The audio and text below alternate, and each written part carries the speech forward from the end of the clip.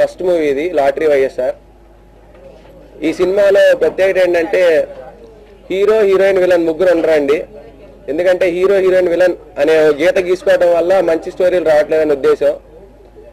ఈ సినిమాని సినిమాలో చూడకపోతే ఈ సినిమా మీకు నచ్చిద్దని నా అభిప్రాయం. అంటే కష్టపడి సినిమాలు అంటే సినిమా అంటే కష్టమే, కష్టపడి తీసేవాళ్ళు ఉంటారు, కానీ కష్టపడి డబ్బులు తెచ్చి తీసానని నా ఫీలింగ్ అండి. ఇది నేను గతంలో చాలా మూవీస్లో ప్లేబ్యాక్ సింగర్గా మీకు పరిచయం, కానీ ఇది నా మ్యూజిక్ డైరెక్టర్గా నేను చేసిన first movie. So I thank my friend and producer and director everything of this movie Dasari Sairam for this opportunity.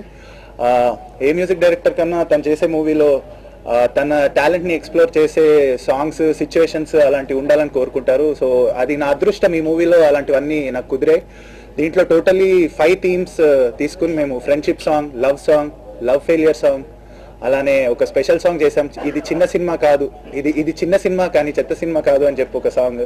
అలానే ఇంకొక సాంగ్ డబ్బు మీద మనీ సాంగ్ అని చెప్పి ఇంకోటి చేసాం. సో ఇలాంటి ఆపర్చునిటీ నాకు రావడం definitely it's my luck. And ఈ సినిమాకి మ్యూజిక్ చేసిన రఘురామ్ తన కెరియర్ బిగినింగ్ నుంచి మాతో పాటు ఉన్నాడు. అందుకు తను ఫస్ట్ మ్యూజిక్ డైరెక్షన్ చేస్తున్న ఈ సినిమాకి నేను ఉండడం చాలా హ్యాపీగా ఫీల్ అవుతున్నా.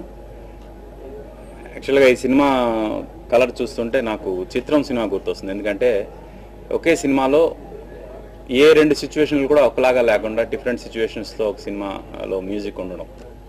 యూజువల్గా ఈ మధ్యకాలంలో వచ్చే సినిమాల్లో అన్నింటిలో డ్యూయెట్ అంటే ఒక 4-5 డ్యూయెట్లు, ఇంట్రడక్షన్ సాంగ్, ఇలాగ కామన్గా ఉండే సిచ్యువేషన్స్ కాకుండా సిచ్యువేషన్స్ చాలా కొత్తగా ఉన్నాయి ఈ సినిమాలో. చిత్రంలో అలా కొత్తగా చేసాం మేము. అప్పుడు మళ్ళీ అలా కొత్తగా ఉన్నాయి. ఒక మ్యూజిక్ డైరెక్టర్కి చాలా ప్రసార మాధ్యమ ప్రతినిధులకు, పాత్రికేయ మిత్రులకు, అతిథులకు అందరికీ మనస్ఫూర్తిగా నమస్కరిస్తున్నాను. ఇంతకుముందు వ్యాఖ్యాత ప్రకటించడం కానీ లేదా అల్లరాజు గారు చెప్పడం కానీ నేను అతనికి నేను గురువుని అని చెప్పడం జరిగింది. నిజానికి నేను అతనికి ఇచ్చిన శిక్షణ ఏమీ లేదండి. 5 సంవత్సరాల క్రితం అతను నా దగ్గరికి వచ్చినప్పుడు అతను రాసిన పాటలు వినిపిస్తే ఇవి నువ్వు పాటలు రాయగలవు అన్న సత్యాన్ని నిరూపిస్తాయి, కానీ సినిమాల్లో గనక